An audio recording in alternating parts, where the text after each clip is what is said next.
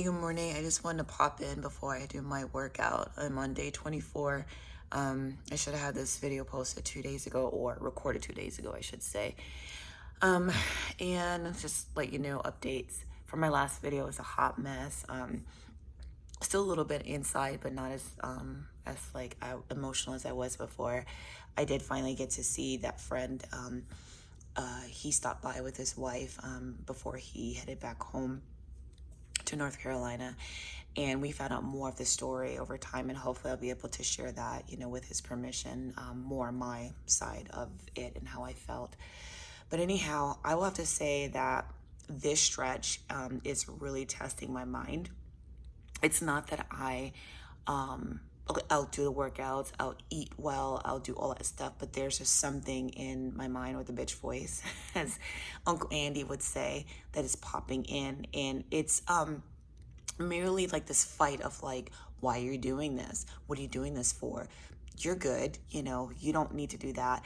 But there's this extra portion of me that I just need to push through and know that I'm better than this, and there is more to come on the other side. I'm a delayed gratifier by nature, but this is like pushing myself in a different way. Right now I'm reading Relentless by Tim Grover, which I love that book. Like, I'm actually savoring some of the pages. I'm whizzing through that book a lot quicker than the 10-page a day. And I'm starting to line up my next book, which either will be from David Goggins or, gosh, I forgot the other author. But I'm whizzing through the book really fast, and I'm enjoying how it's in a way that is not only practical, but even though it's sports related with top athletes, it's teaching me things of like, you just got to get out and work. You got to put your first foot forward. You got to keep putting one step in front of the other. And everything that we see that we look up to, or people we look up to, or things that people have, they put work into it. It's not something that's given to them. And so, even though using Kobe as a prime example in the book, rest his soul, that he's no longer with us. I mean, he was a very dedicated individual, and I just like mad respect. Even MJ, Michael Jordan, like, he was one of my favorite players back when I was younger. Chicago Bulls and all the players back in that time frame. But I not only admire, I aspire to be a version of those qualities for myself. So sometimes I get a little pushback, at times from my husband. He's just like, okay, what's going on? Like, what are you doing? You're not eating that. You're not doing, like, no. So it's interesting that by setting those parameters and boundaries, it actually, people are, seeing that and try to emulate that in their own way. So one of the things that I just wanted to share is that as I'm going through this next week, I see the changes that are happening and that are coming, but it's not like the everyday mundane. I'll be honest with you, like, I'm a stay-at-home mom, and I'm trying to grow a business as a web developer and an educational tech specialist. You start to see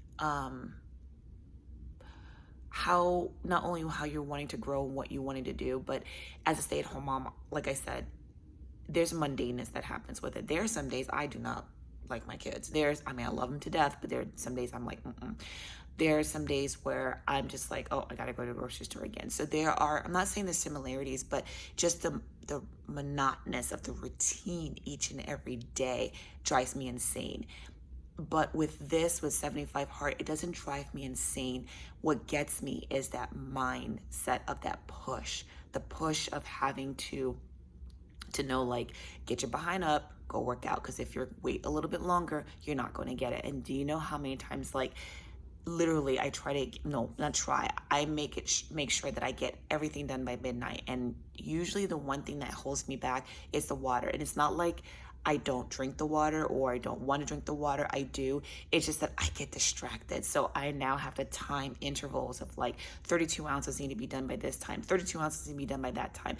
And there have been moments where I've got a gallon and a half, which is great. My skin is a lot better.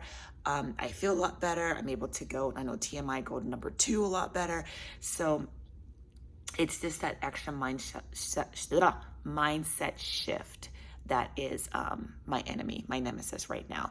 But I'm not letting that bitch voice get the best of me, because I've decided I'm going to do the 4x4 48 by David Goggins, which I'll put a link in the description below. And part of me is just like, whoa. But the same part of me, I'm like, hell yeah, we're going to get this done. So now I'm trying to figure out other things to add to my workouts in a sense that makes sense. Last night, I forgot to do my 25 burpees, and my husband's like, you won't get at it before we actually like hang out. And I'm like, yeah. Even though I do burpees in my workout, I do an extra 25, and I try to make up, I like round numbers, so I end up doing 50 yesterday for the day. So it may not seem like a lot to many people, but it's just that this is for July in honor of those that have had cancer or in cancer. And hopefully I'll do a video post on that as I'm still grieving, but not as bad as I was before, of my late mother-in-law, my husband's mom. So I'm gonna go because I need to go work out, but I just wanted to post an update as to where my thoughts are, which it's still going one foot in front of the other, but some days it's like I'm just frustrated with myself. Anyhow, take care until next time.